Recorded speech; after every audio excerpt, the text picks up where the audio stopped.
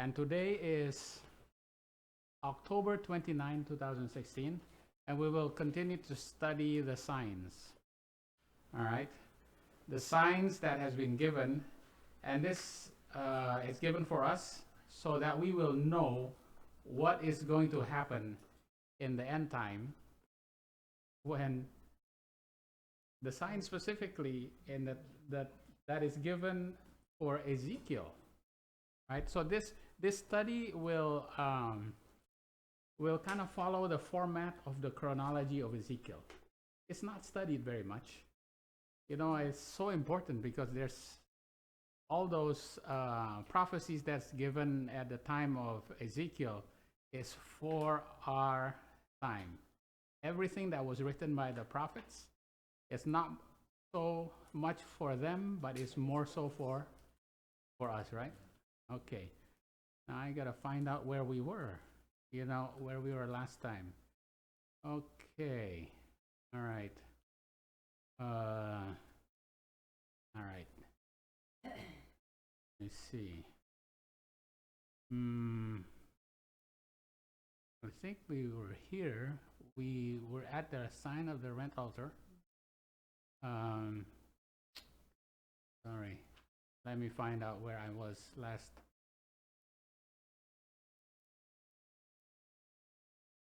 Wish I have written this down, but I forgot. Okay, all right, here we are. This is where we ended up. Right.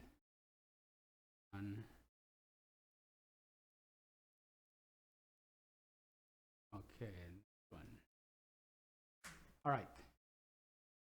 Sorry about that. We can always delete that from the final video. But this is where, when we are studying chronology meaning, you know, the beginning of one king, followed by the next king, followed by the next king, and this king begat that king, and you know, and then how old was that king? You know, you add that all up, you start to get a line, right? And one of the most famous chronologies was actually written by James Ussher, right? James Ussher from Scotland, I think, right? He wrote in his book, and it was published in 1650. And he wrote the chronology based on the Bible of what happened from Adam all the way down into, you know, until Jesus' time, right? And his chronology has been used mainly as a reference by, you know, by all the scholars. Even Ellen White uses his chronology. Now, the thing about Ellen White is, I think Ellen White is, well, Ellen White was guided by the Lord for sure. Why? Because Ellen White, when she's talking about the chronology, she would say, you know, during the time of Josiah, it's been more than 300 years. It's been more than 3 centuries. She doesn't go very specific. She doesn't say, okay, it was 350 years. No. She says it's more than 300 years. So that way, you know, if there's a change in the chronology, she's still right. Right. So you see Ellen White. But Ellen White's chronology is based on James Ussher. Because now we know that these dates are a little off. All right. For example, Saul was anointed 1095, and then David, and then Solomon, and then the kingdom is rent. With who? Jeroboam and Rehoboam, right? Now, James Ussher put that in 975 BC, right? And then he keeps going down. Time of Jehu, Jerusalem is sieged. This is Cyrus' decree, 537. Artaxerxes' decree, and eventually probation closes. Stephen is stoned right here, 34 AD, right? Now compare this with Edwin Thiel. Now Edwin Thiel, we know, is an Adventist archaeologist. In the 1950s, he published a book. And based on that book, he found out through archaeology that when they were digging in Babylon and Syria, they found these steels, and on those they figured out that based on what they found, that the years of Ahab and the years of Jehu was a certain year, and these years did not correspond with James Ussher. So Edwin Thiel, he's a Seventh-day Adventist archaeologist. He teaches at Andrews University in Emmanuel, and it used to be called Emmanuel Medical Missionary, something like that, right? Andrews University. So he taught there, but he got his archaeology degree from University of Chicago. So what he did, he changed the years of the kings by subtracting their accession years. Now, accession years is like this. You understand accession years, right? When I'm a father, when I'm a king and I died in the middle of the year, and my son becomes a king, you know, what happens between the middle of that year to the beginning of the following year? Is that counted my son's first year? It is not. That's the accession year of my son, right? And then his first year is the following year. So there's like a year zero when there's a half a year or something like that, anywhere between a week or almost a year. It could be any time. The issue is that when Edwin Thiel subtracted the year zeros for these kings, his chronology becomes shortened. Look at this here, right? The kingdom is rent in 930, and Jerusalem is siege is 597. It's still about right. Only 2 years difference, right? 597, 930, but it becomes very short. So look at that. It's 45 years. He cut off 45 years. He did not count the accession years. Right. It becomes shorter by 45 years. So now the beginning of the years are all shortened. Now when he published this, nobody actually have done this before, well, except for James Ussher. But this, they said, well, this is based on archaeology now. Because we have archaeology, and archaeology supports this finding. So we're going to change what the chronology is.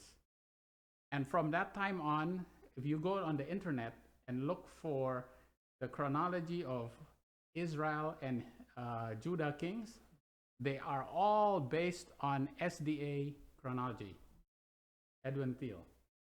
He cuts it off by 45 years comparing to James Ussher. So now when people look at Ellen White's chronology, they said, Ellen White, she's off.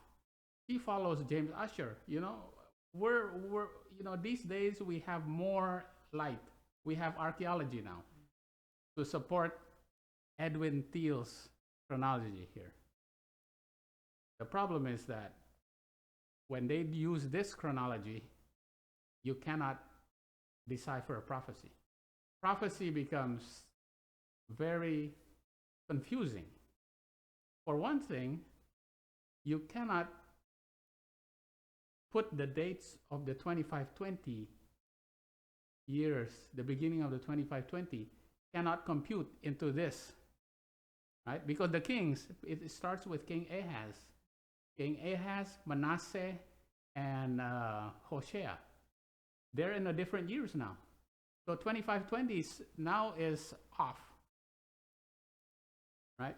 So these prophecies cannot be computed using Edwin Thiel's chronology. All right. Okay. We did that last week. Now, if you want, I have a lot more detail of it on the video from last week. Last week, you can go there and look at it. Okay. So now that we have a lot more information, we have the cuneiforms from Babylon, archaeology. And when we compare the archaeology compared to the Bible, which one takes precedence? The Bible, right?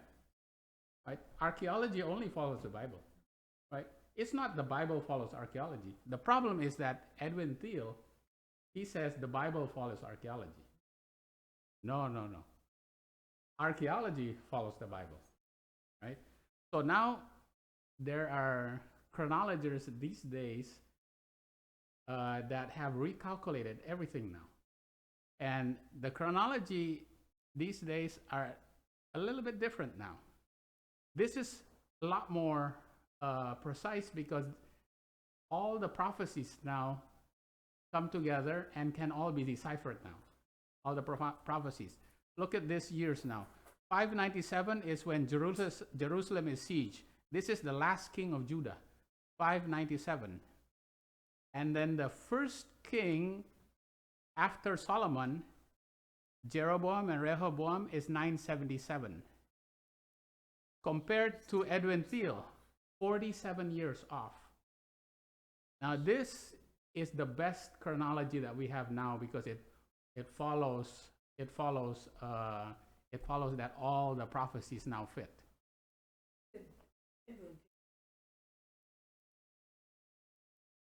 Right. All the Hebrews came. He didn't base it. So he's also like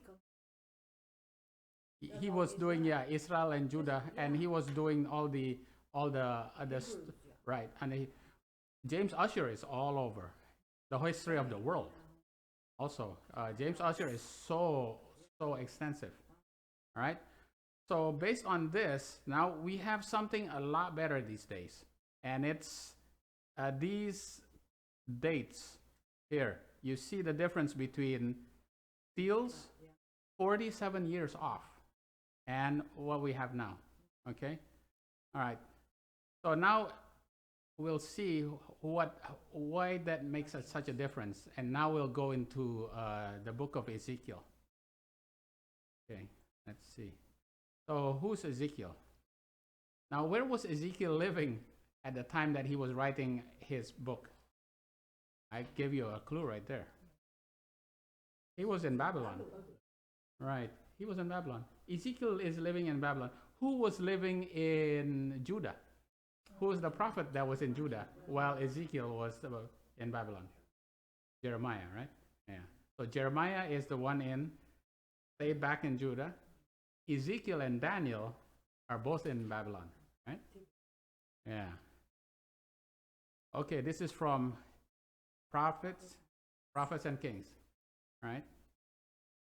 While Jeremiah continued to bear his testimony in the land of Judah, the prophet Ezekiel was raised up among the captives in Babylon to warn and to comfort the exiles, and also to confirm the word of the Lord that has been spoken through Jeremiah during the years that remained of Zedekiah's reign. Right? Ezekiel made very plain the folly of trusting to the false predictions of those who were causing the captives to hope for an earlier return to Jerusalem. So Ezekiel is already in Babylon, while Jeremiah is back in Judah. And Jeremiah says, you know what? You are still going to have to go to Babylon. You know, King Nebuchadnezzar is still going to capture you, and you have to go to Babylon. You know, and how long do you have to stay in Babylon? 70 years. Yeah. You have to stay there 70 years, right? Right. You know, so there was a prophet called Hananiah. Hananiah already prophesied, oh, you know what? Don't listen to Jeremiah, because in 2 years, all the captives are gonna come back. And what happened to Hananiah? Jeremiah came to him and says, oh, you're gonna die before the end of this year. And he died, right? Because it's not true. You know, the Lord said you have to go for 70 years. Just go, right?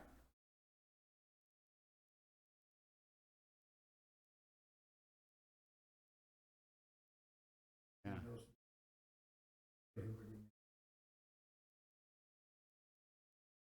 Different character. Mm.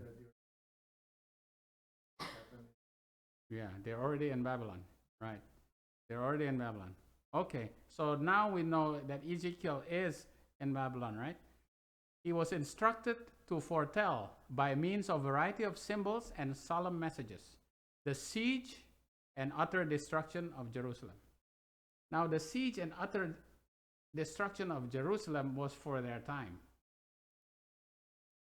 Is that prophecy for us too? Absolutely. It's more so for us because Jerusalem is going to fall again, right? It is for us. It's more specific for us. For them, yes. But for us, we have to know it because Jerusalem is going to fall again, right? Okay. All right, so that's what we're going to study now. About the siege and the utter destruction of Jerusalem. Okay. All right. This is where it gets a little bit more technical. All right. You gotta pay attention here. All right. There's several assumptions that you have to make, right? Yeah, when you do chronology, you have to make several assumptions, and then you have to test the assumptions to see whether it's right or not. Okay, the first assumption is that when you want to know what year it happened way back then, you have to use the Julian calendar. All right, do you know the difference between the Julian calendar and what our calendar is right now? Our calendar is the Gregorian calendar, right? Yeah. What did they use back then is the Julian calendar. It was made by Julius Caesar, right? And it's different from ours, okay? But they use the Julian calendar. Okay, it's a little bit different, but it's still January, February, March, April, May until December, right? This is January and December. So it's 587 BC, 586 BC. All right, January, February, March. All right, so this is on the Julian calendar, right?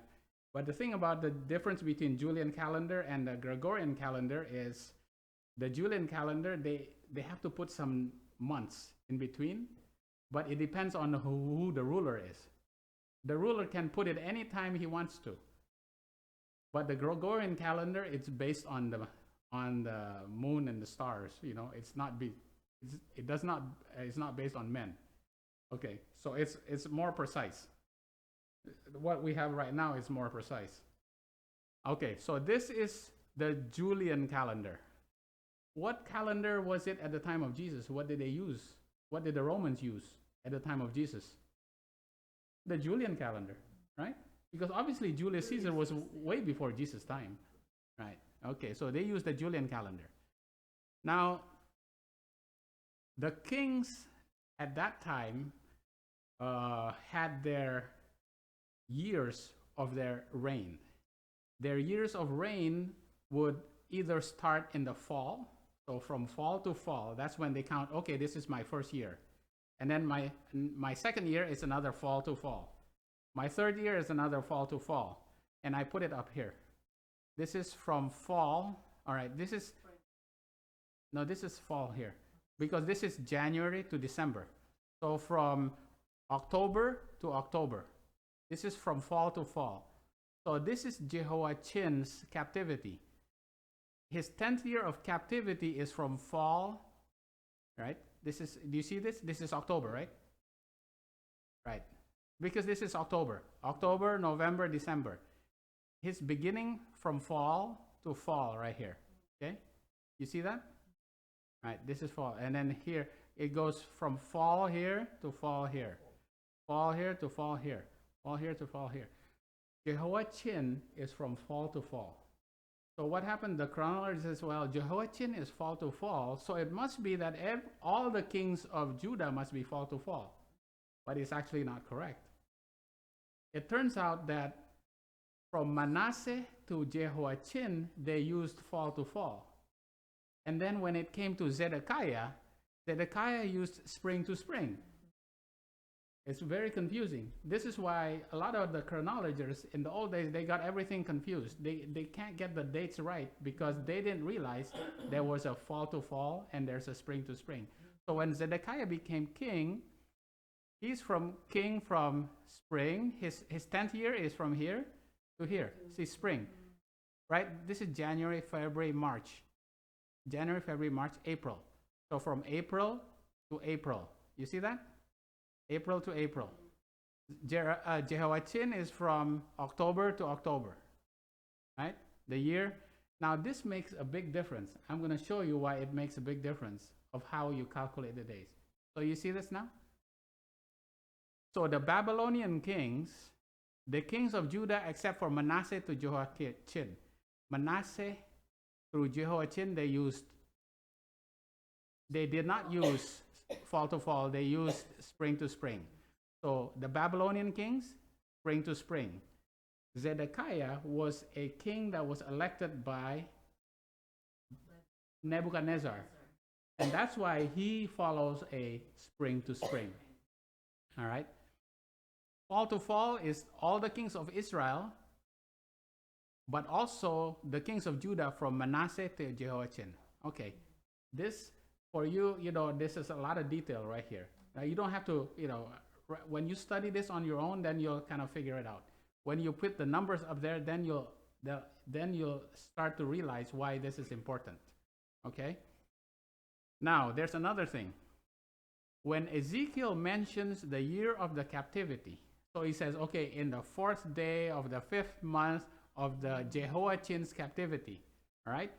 He's talking about Jehoiachin fall to fall, all right? But when in another chapter, he says, in the 5th year of the 4th month, I did this. He is talking about spring to spring. And this has only been proven now, right? Before, everybody, including Edwin Thiel and Siegfried Horn, all our archaeologists and all chronologists, they did not even know this, right? This is just only after you know this, then you can decipher the numbers, all right? Okay, so we're going to make an example now. We know that the temple, the Jerusalem temple, was burnt on the 5th day of the 10th month. All right? It's in the 11th year of Zedekiah. So what you do is you go, the Bible say, the 11th year of Zedekiah, you go, look, okay, let me see. Zedekiah is down here. He's spring to spring. So in this 11th year, that's here. So you have to look for when is the 5th month. Okay, the 5th month is right here. And the 10th day would be right here. Then you find out that it was sometime in August, end of August of 586. You see that? So you'll find out that in the Julian calendar is sometime in August, end of August 586. All right? That's how you find out when the temple was burned. And this has been proven by history. So we know this. This actually happened on this time. Okay? All right, we know that, and all historians already tell us that that's the time. Mm-hmm. Whether it's July. No. What it'll say is the 10th day. Now this is the Hebrew calendar. They're talking about the Hebrew calendar. Here is the Hebrew calendar right here, because Hebrew calendar is from spring to spring. The Hebrew calendar is right here, spring to spring. Right? Right. So if they say the 10th day of the 5th month, okay, in the 11th year of Zedekiah, you look for 11th year of Zedekiah, you go 5th month and then 10th day. You know this according to the Hebrew calendar. Then you know that you go up here and it's on August of 586 BC. No, it's a different. It's not August 10. Yeah, it's a different. Yeah, because the beginning of the month may happen it depends on the. All right. Yeah. Right. Yeah, that's why chronology is different. It's difficult when you don't know the basics. Okay. All right. Now we'll go into an example here. We'll go into another example. So now you go here. I'll give you an example. We read this. Ezekiel 24, all right?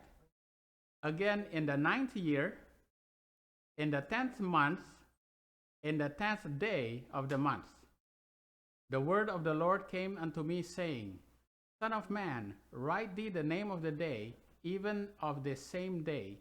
The king of Babylon set himself against Jerusalem this same day. Right? So Ezekiel is in Babylon. He receives a vision on a certain day, and the Lord says, you know, on this day, over there in Jerusalem, the king is now besieging the city. Right? You have a question?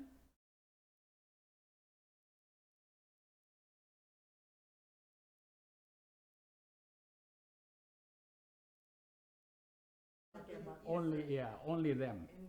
Only them, yeah. It only applies to them. Yeah, only the kings at that time. Yeah, it only applies to them at that time. Okay, so here we go. We have Ezekiel, right? Ezekiel is in Babylon, and the Lord gives him a vision. What the ninth year? Okay, let's look at the ninth year. No, wait a minute. The ninth year of what? Zedekiah or Jehoiachin? They were Now remember, he does not say it's Jehoiachin's captivity. He does not say it's Jehoiachin's captivity. So what do we use now? We use Zedekiah's reign, because Zedekiah is still reigning in Jerusalem. Right? Right? Yeah, you got to make sure about that. So when he doesn't say the year of the captivity, you have to use Zedekiah's reign. So we go, okay, we're not going to go up here. We're going to go here. All right.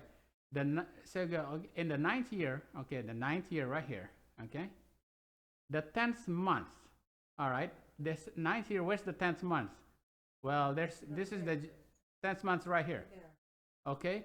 The 10th day, and then the 10th day. The 10th day is right about here.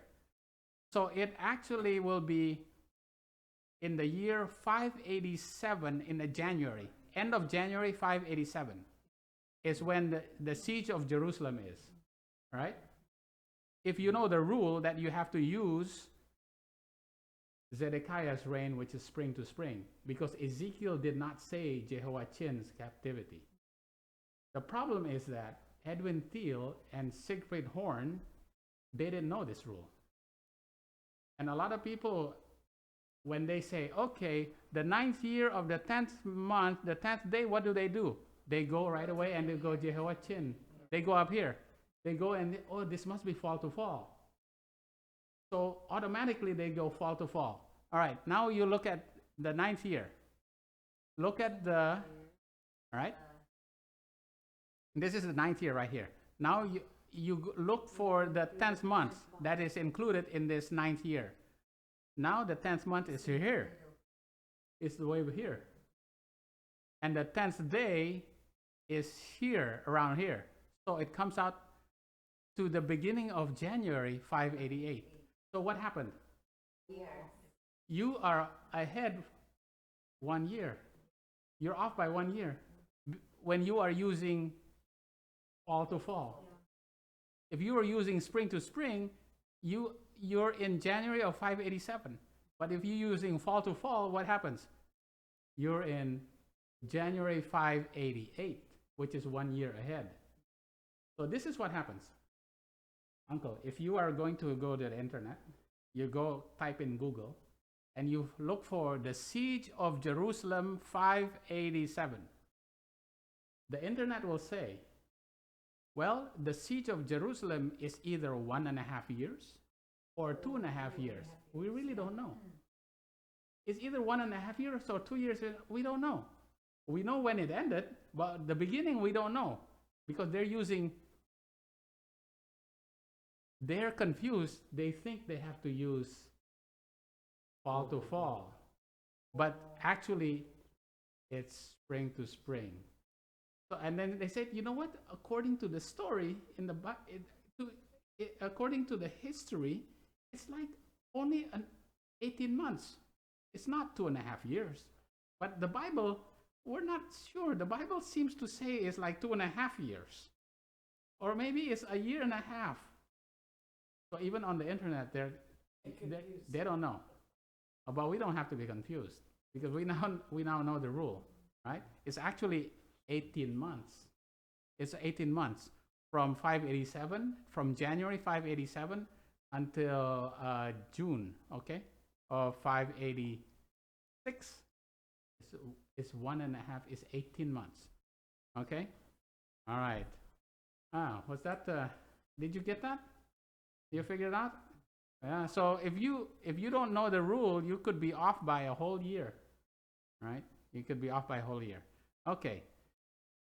You say, why do we have to know this? Is this important? Why? Why? Okay, I'm going to tell you why. Is there anything that is unimportant in the Bible? No.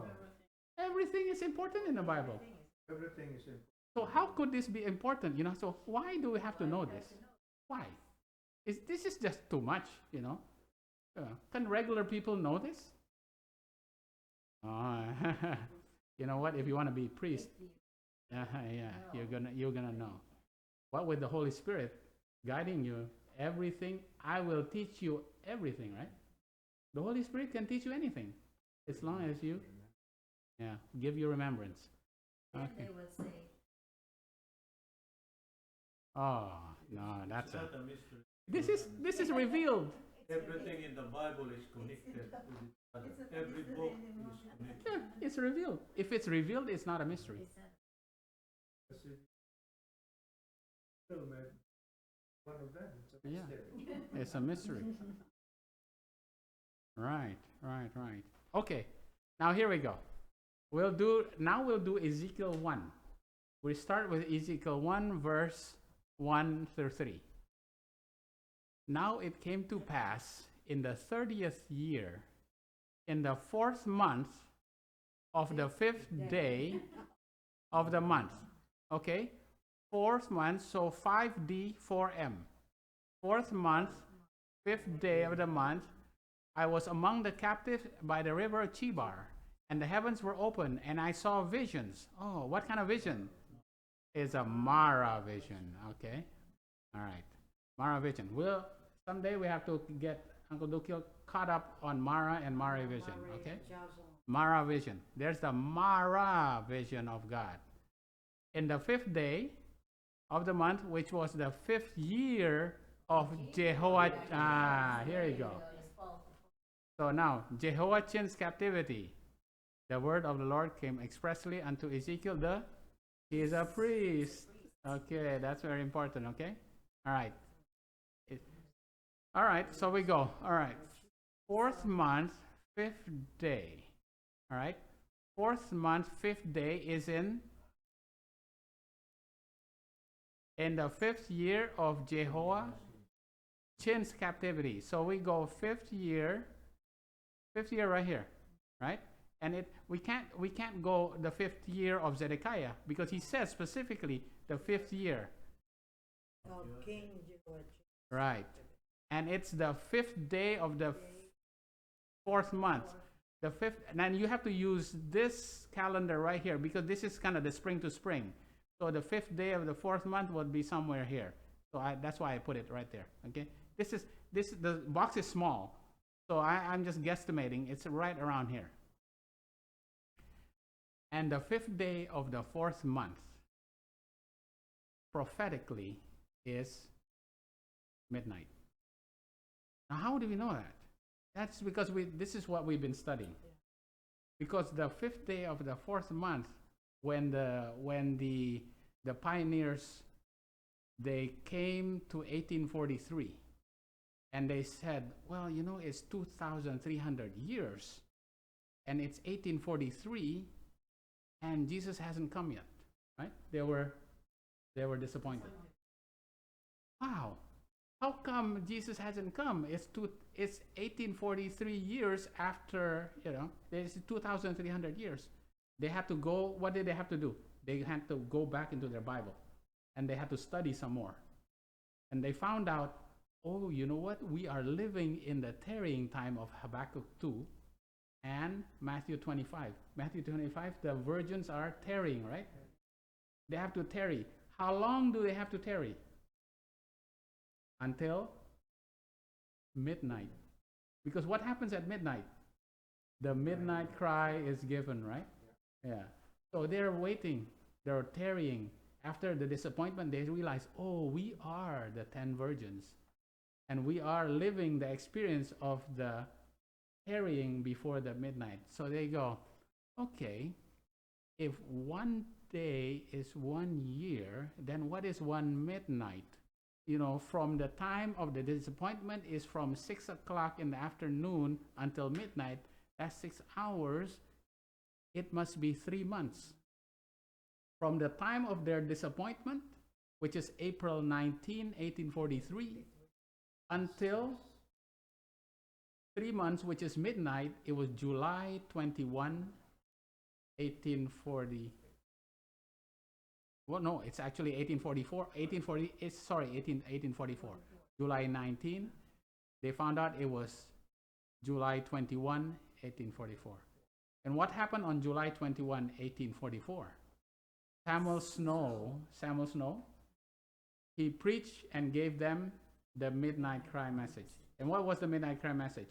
Go out and meet the bridegroom, because the bridegroom is going to come on October 22, 1844. So at midnight, July 21 is actually midnight. So they went back and looked at the Hebrew calendar, and they found out that when Samuel Snow gave that prediction of when October 22 is going to be, that Jesus is going to come, they thought that Jesus was going to come, October 22, it was midnight. That he gave the midnight cry message on July 21. That day is the 5th day of the 4th month. So what was Ezekiel doing here? He was having a vision. He had a Mara vision. He had a vision on the 5th day of the 4th month. I mean the 5th day of the 4th month, which is midnight. He had a vision. And that vision, what was that vision about? Remember the wheels within the wheels? This is the wheels within the wheels. This is the vision of the wheels within the wheels. Do you know what the wheels within the wheels is? When you put one line on another line and on another line.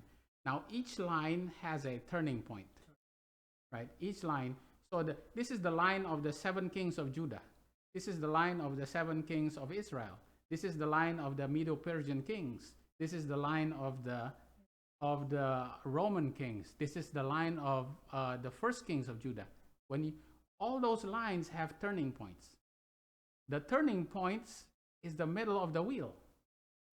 And when you put all those lines together and those wheels starts turning, what do you see? You see confusion if you don't know what it means, right? And he was confused. It looks like confusion. But Ezekiel at midnight, he saw all of that and he thought it was confusion. But at midnight, what happens? Everything becomes clear, right? Why? Because all these lines is the refreshing. All the prophecies becomes clear. Because at midnight is when the virgins, they have all the oil that they need, and there's no more oil available for anybody else who hasn't been studying, right? So at midnight is when all these lines come together, because these lines are prophecy, right? It's the oil, it's the refreshing. When at midnight you will realize all the oil will all come together and all the prophecies will become clear now. You see that? You put all the prophecies together. All the prophecies will all come together at midnight. All right. Yeah. You will see everything that was confusing. When you see all those lines, they look confusing. But now it becomes clear at midnight. All of them will be, you will have all the oil you need to understand. Okay. Right? So that's the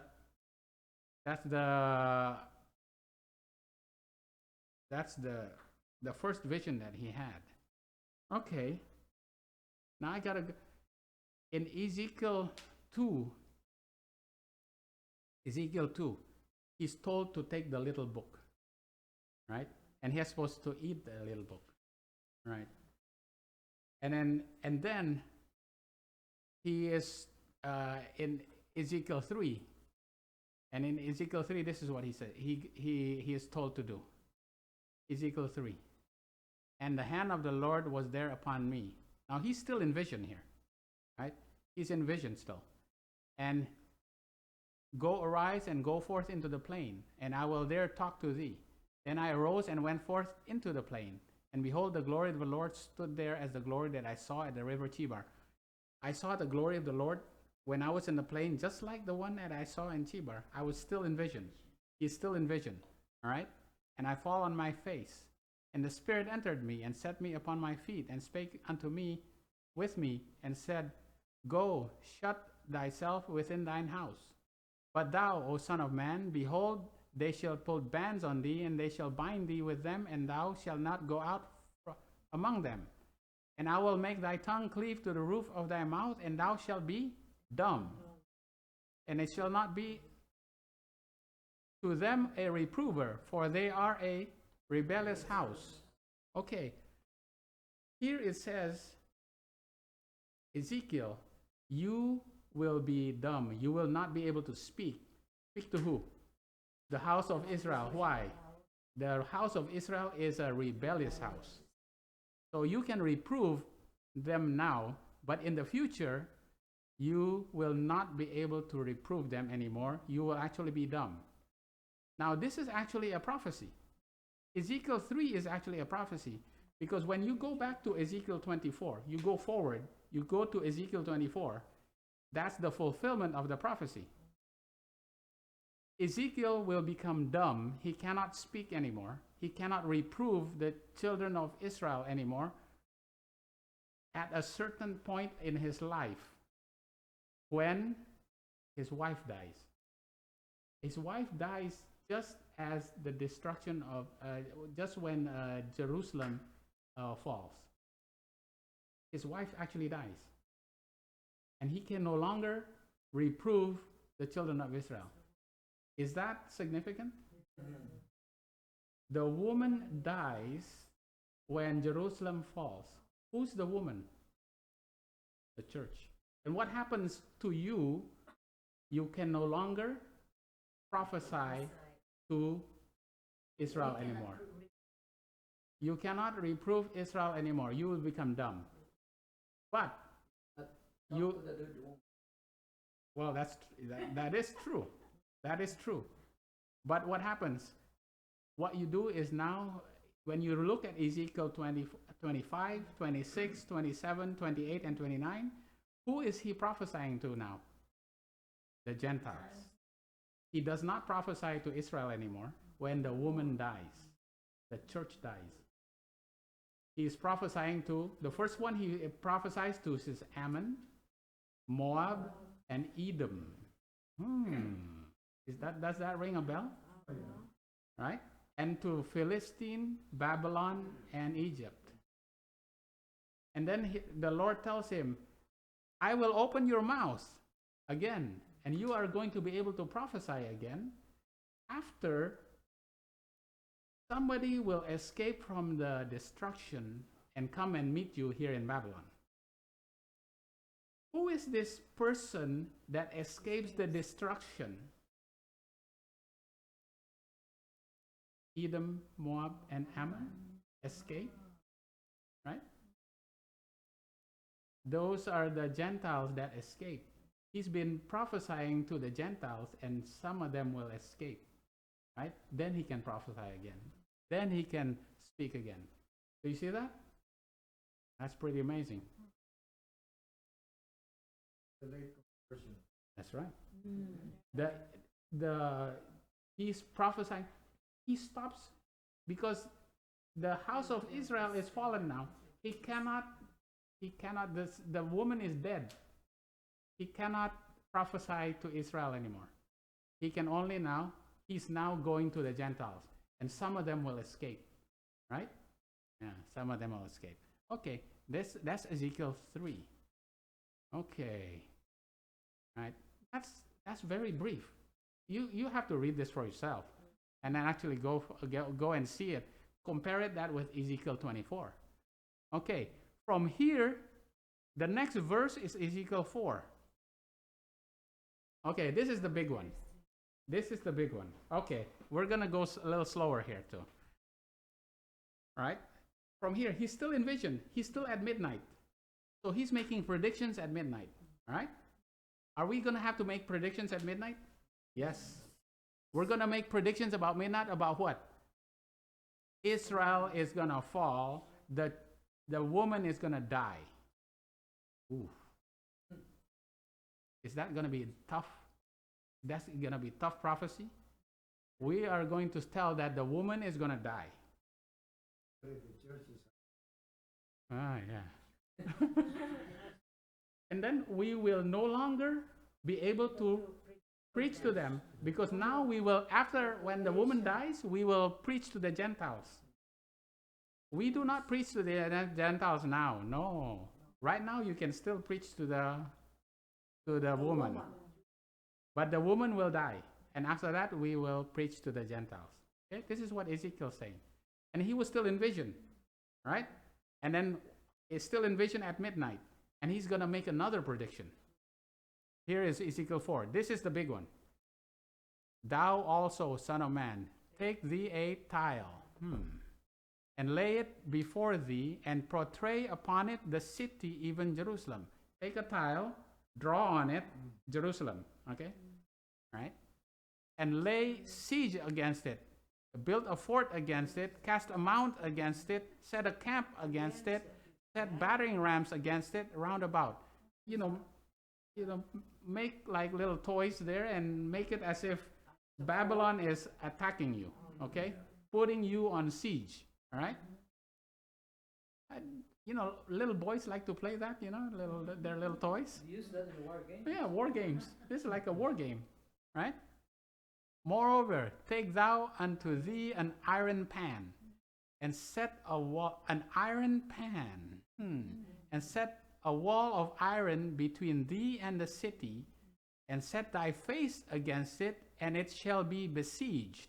Okay, that Jerusalem is going to be besieged, right? It's going to be surrounded by an iron. Iron is like it's always a symbol of tyranny and force, and right? Yeah. Okay. All right, where are we? This shall be all right, right here. This is going to be a sign. This is a sign, right? This is very important. This is a sign. The siege is a sign, right? This is a sign to the house of Israel. Lie thou also upon thy left side, and lay the iniquity of the house of Israel upon it. According to the numbers of days that thou shalt lie upon it, thou shalt bear their iniquity. All right? For I have laid upon thee the years of their iniquity, according to the numbers of days. 390 days, so shalt thou bear the iniquity of the house of Israel. So you lay on your left side. That's left side, right? Yeah. Left side, he's laying for 390 days. And that represents 390 years. Okay, this is where the prophecy comes in.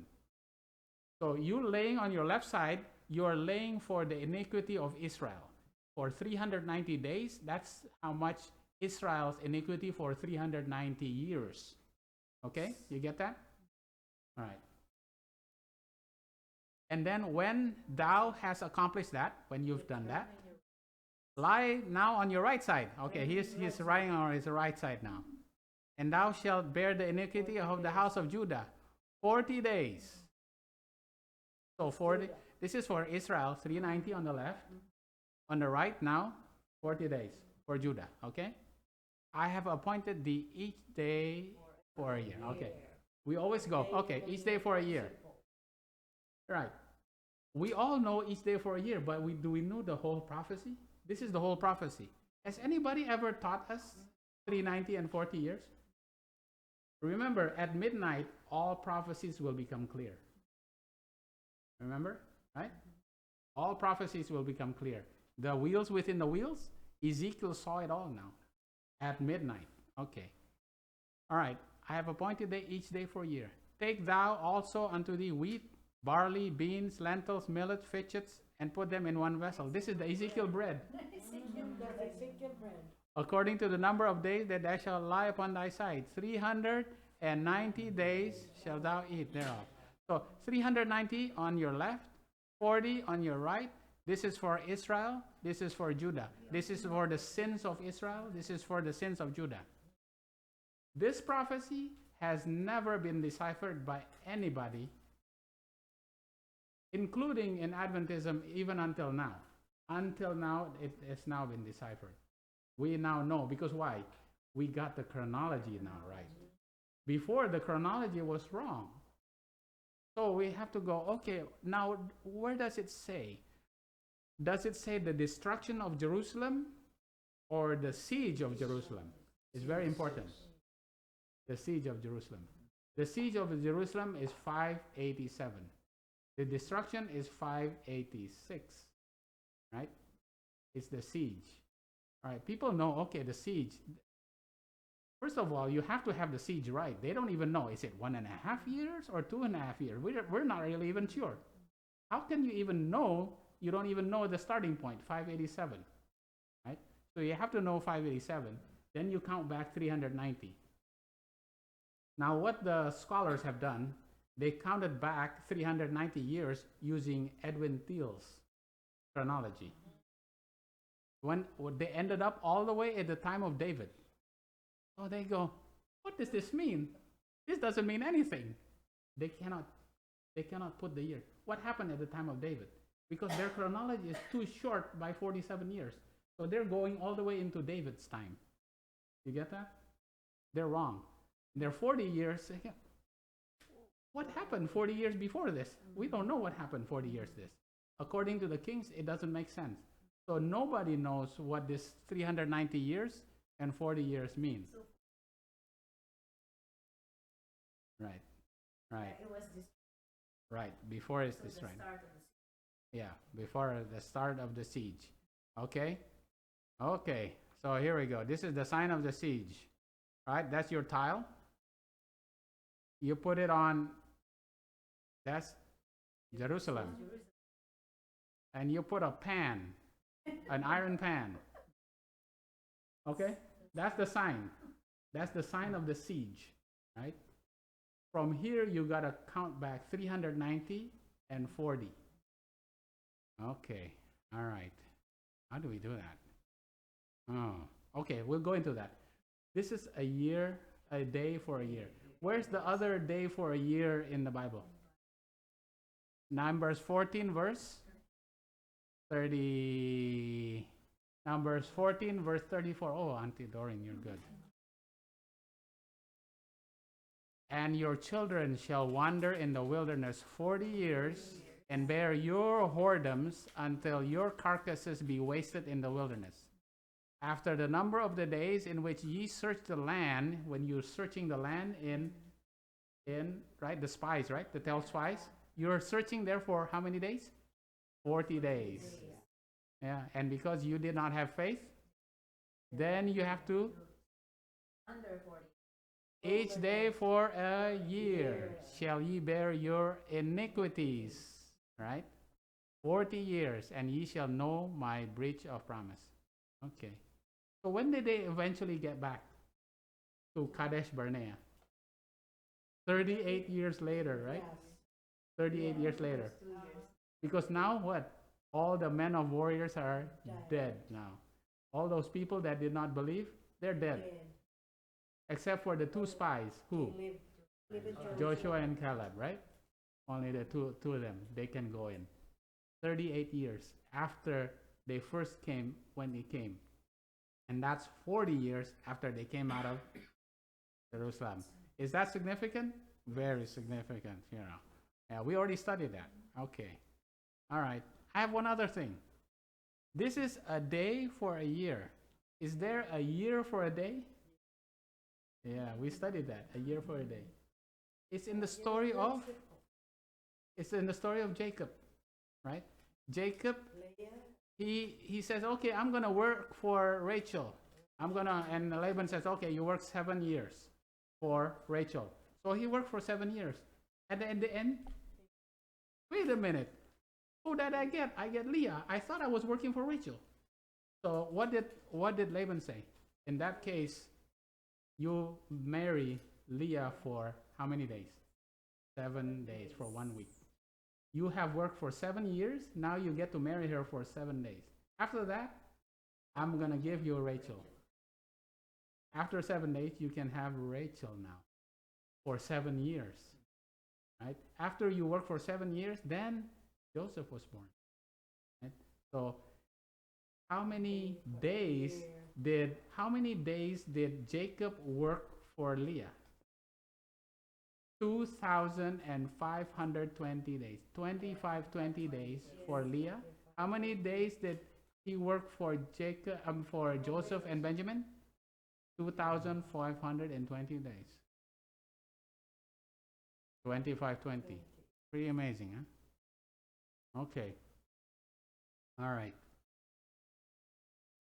Yeah. Okay, now we got to put it. Okay, so how do we do this?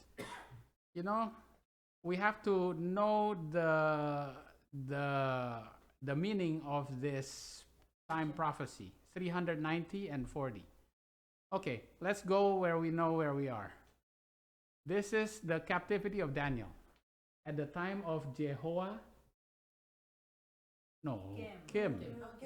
Jehoiakim. 607. Daniel was taken away, right? 607 Daniel. All right? This was when because Daniel was a descendant of Hezekiah, right? He was, right? And then Nebuchadnezzar came again in 597 and besieged. And the second time, the second siege, who did he take that we know? The family of Esther and Mordecai. And they were Benjaminites, right? So Esther and Mordecai came out this way. And then they came again at the time of Zedekiah, right? Babylon came again. And then Zedekiah had to go out and his eyes was plucked out. Remember that story, right? It's plucked. Zedekiah. So 3 times, right? The 3 sieges of Babylon against Jerusalem. And we know these years. It's 607, 597, 586. But these are, okay. Now, Ezekiel was in midnight, 5th day of the 4th month in 592. He was right here, around right here, right? And what was he prophesying? Not the destruction of the siege. He was prophesying about the siege. So the siege is 587. It's very close, so that's why I put it down here. 587, that's the siege of Jerusalem, right?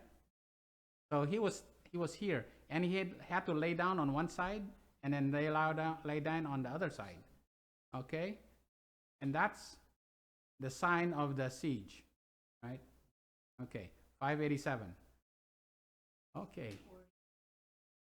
Before we know all of this, we try to figure out the 390 and the 40 years.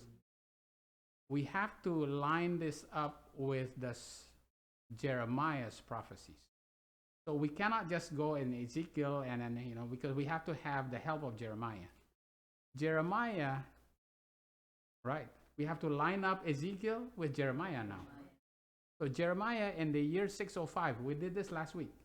Jeremiah 605, in the year 605, he says, I have been prophesying to you for 23 years. From the 13th year of Josiah, I've been prophesying you, telling you that Babylon is going to come and you got to serve him for 70 years. I've been prophesying that for 23 years and you don't want to listen to me. That's what Jeremiah is saying, right?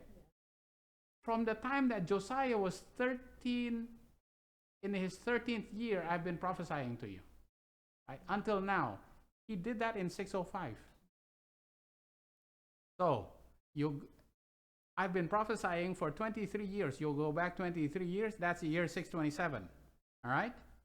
And that's Josiah's 13th year.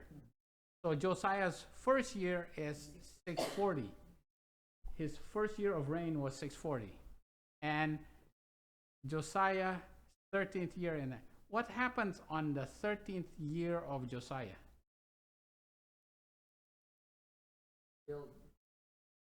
He destroyed the temples of Bethel. He first destroyed the temples in Judah, and then he destroyed the temples in Bethel, right? Right. He destroyed the temples of Bethel, right? That was, that Jeroboam built. You remember the story of Jeroboam and how he built the temples in Bethel and Dan and Bethel, right? Another temple. Right. So Josiah here destroyed the temple, the altars in Bethel, right? And then on his 18th year, what did he do? He discovered the book when he restored the temple, right? And what book did he rediscover? Deuteronomy, the law of Moses. And what did he find in the book of the Deuteronomy? That he said, you are going to be scattered if you don't obey the covenant, right? You're going to be scattered. But don't worry, you're going to be gathered, right? The problem is with you is that in the time of peace, you do not want to listen into the covenant. Now, you have to go into captivity, and you have to learn your captivity. Have to learn your lesson while you're in captivity. Right? In the time of peace, you didn't want to listen. So now you have to learn it the hard way. Right? But if you obey, a remnant will still come back. A remnant will come back. Even after you stay there for 70 years, a remnant is going to come back. Right? You're still going to be gathered. Okay. All right? So Josiah had a Passover right here. Right? Okay. So a remnant is going to come back. So that way, we have to line that up with the story of Isaiah now. To know this story, you have to put the line of Ezekiel with the line of Jeremiah with the line of Isaiah. Isaiah, at the time of Ahaz, he had to go to Ahaz. And he says, Ahaz, you know what? Pekah and Syria is coming to attack you. But don't worry, they will not prevail against you. Because within 65 years, what's going to happen? They're going to fall. What does it mean within 65 years? Because if you don't believe, then you will have to go. Then Judah will have to go. So within 65 years, from the time of Ahaz, 65 years later, Manasseh went. That's 65 years. 65 years, Manasseh went. Manasseh had to go. That was captured by Assyria. And Israel was captured in 723, right? Okay, this becomes very important because this is when 2520 starts for Hosea and this for Israel, and 2520 starts for Judah. Okay. All right. So what does that have anything to do with anything? Why? Because Jeroboam is right here, 977. What happened at the time of Jeroboam? There was a disobedient prophet. The disobedient prophet came into Jeroboam, and Jeroboam, he built a temple in Bethel, and he built a temple in Dan. And what he was offering sacrifice in Bethel. And the prophet comes to him and says, what? There is going to be a king that is going to be born. His name is Josiah. And he will come and he will rent these altars. Right? He was making a prediction. So that's the line of the disobedient prophet. You have to put Ezekiel, Jeremiah, Isaiah, and the disobedient prophet. You have to put all those stories together, and you realize that Josiah here was predicted at this time here that Josiah is going to come and destroy Bethel here. How many years is 977 until 627?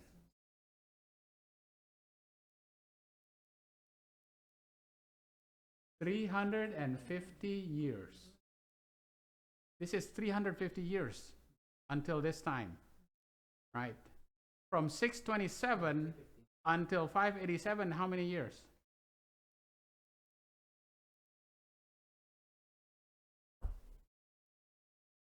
That's the rent altar, okay? Right? He's lying on one side. This is 40 years. This is 40 years. And this is 390 years. From the time of Jeroboam until the last king of Israel, right? From Jeroboam until Hoshea, how many good kings were there? 0. There's no good kings. There's no good kings. So that's why they have to start suffering here, 390 years. There's no, because they had no reformation. So their iniquity for 390 years, that's it. They had a probation, but none of them made any reformation. That's why 390 years is from this time on, right, until here. But what about Judah? Was there anybody that tried to make a reformation? Manasseh, he repented. He went to Babylon and he came back. He repented, right? But it was half, right? Because a lot of them still worship idols. So what about Josiah? Did he try to make a revival? Yes, he made a revival, right? He broke down the Bethel. Was the king that started 13 years old. It's not Josiah because Josiah was 8 years old. 8 years old.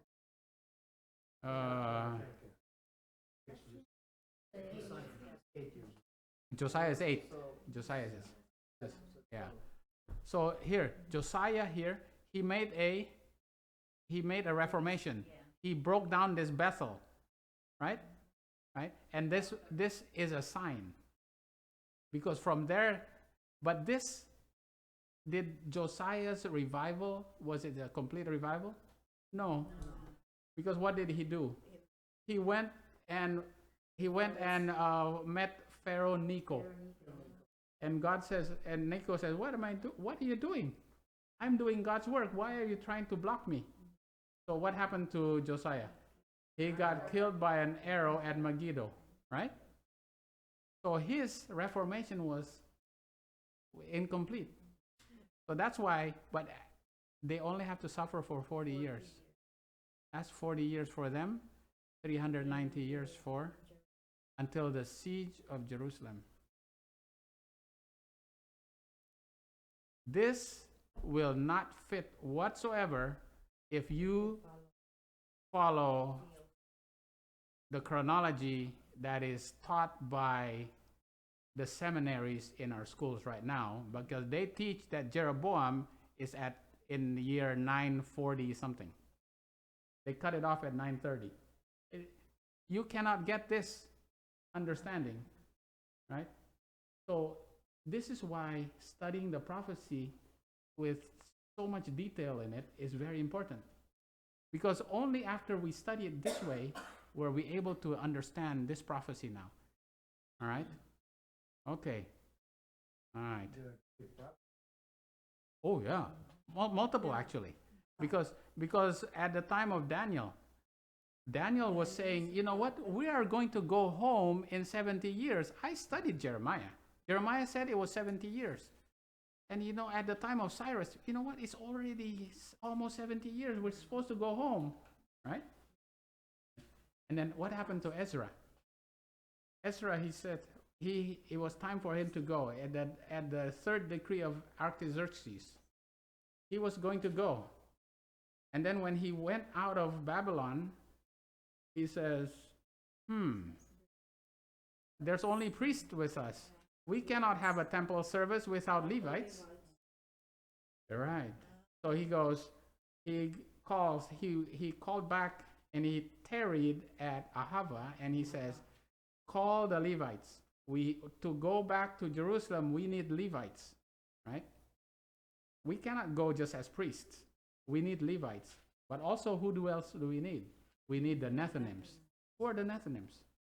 They are the Gentile workers for the menial jobs in the sanctuary. So for us to have a sanctuary service, we need priests, we need Levites, and we need Nethinims. Oh wow. Right. That's another study. Priests, Levites, and Nethinims, right? Okay. Okay, so we understand that all of these are lines. Yeah, all are lines. The line of Ezekiel, the line of Jeremiah, the line of Isaiah, the line of disobedient prophet, all turning together. Now it becomes clear. Because everything becomes clear at midnight. Just like Ezekiel. And midnight is very close. It's very close. We're very close to midnight. You know why? Because now we're understanding the prophecies. Right? And it's so unfortunate that a lot of people now do not want to study spirit of prophecy or any prophecies because they think it's too difficult and it's not important. Important, that's the thing. Is that important? Wow. You know, we used to think like that too. We don't. And then you see this is all for us. It's for us. It's going to say you have to prophesy to the house of Israel now. Because there's going to be a time when the woman dies and you're not going to be able to prophesy to them anymore. You have to go to the Gentiles. This is for us. Right? Yeah. Okay. So the thing about it is, where are we on time? The thing, I just want to, I'm going to have to read it. Ezekiel 12, verse 21 to 28. I didn't put it up here. I just put this at the last minute. Ezekiel 12, verse 21 to 28. And the word of the Lord came unto me, saying, Son of man, what is that proverb that ye have in the land of Israel, saying, The days are prolonged, and every vision faileth? Tell them therefore, Thus saith the Lord God, I will make this proverb to cease, and they shall no more use it as a proverb in Israel. But say unto them, The days are at hand, and the effect of every vision. Right? For there shall be no more any vain vision or flattering divination within the house of Israel. For I am the Lord, I will speak, and the word that I shall speak shall come to pass. It shall be no more prolonged or in your days, O rebellious house. I will say the word and will perform it, says the Lord God. Again the word of the Lord came to me, saying, Son of man, behold, they, the house of Israel, say, The vision that he sent is for many days to come, and he prophesieth of the times that are far off. Therefore say unto them, Thus saith the Lord God, There shall be none of my words be prolonged any more, but the word which I have spoken shall be done, saith the Lord. You know, we are living at a time when we actually hear people saying, Why are we studying all these prophecies? It's like so far off, it's so far back, it's not that important, it's too complicated. You know? Just give us mother's milk. We don't want to meat. What is mother's milk? The doctrine from the mother. That mother is going to die. Right? All they want to learn is mother's milk. They don't want to have something hard to chew on. This is hard to chew on. Right? Yeah. Just love your neighbor. Have a personal relationship. And he will save you. That's mother's milk. Oh boy. Yes. That's because nobody wants to study the prophecies anymore. The issue is that it's not that they don't want to by itself, thinking it's so difficult and having somebody try to teach it to them, it feels as if it's very difficult. Yeah. But when you have the Holy Spirit, when you're asking and you have the love for the truth, knowing that this is what is going to be needed. This is the oil that you have to have at midnight, right? Okay. So we'll end with that. And a lot of information. A lot of information. 390 days, 40 days, all ends at 587. Now you look at this. This is Jeremiah. He started preaching, his first year of preaching is 627. And Jeremiah, he continued to live. Remember, he was thrown into jail. He was thrown into the dungeon, and he escaped, right? He escaped all the way past the siege of Judah, it's just siege of Jerusalem. This is 40 years. Do you see a certain significance here? This is 40 years. And how many years is from here to here? 350. What's 350? 3.5 centuries. Do you see a 3.5 followed by 40? That's for next year, okay? That's for next week. Do you see a 3.5 followed by 40? Jesus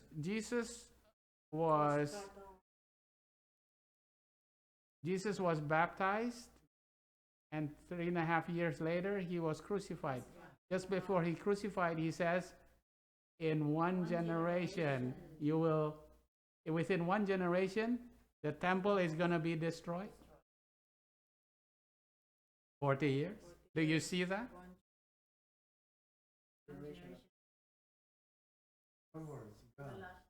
Do you see that?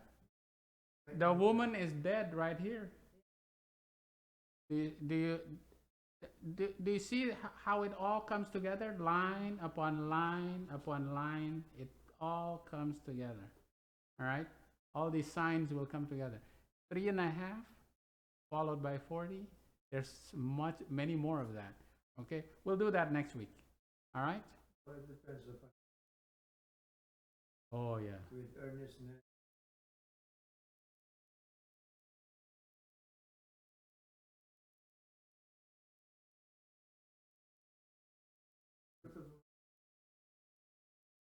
Because was in the YouTube exactly what is that will be fully fulfilled within your after.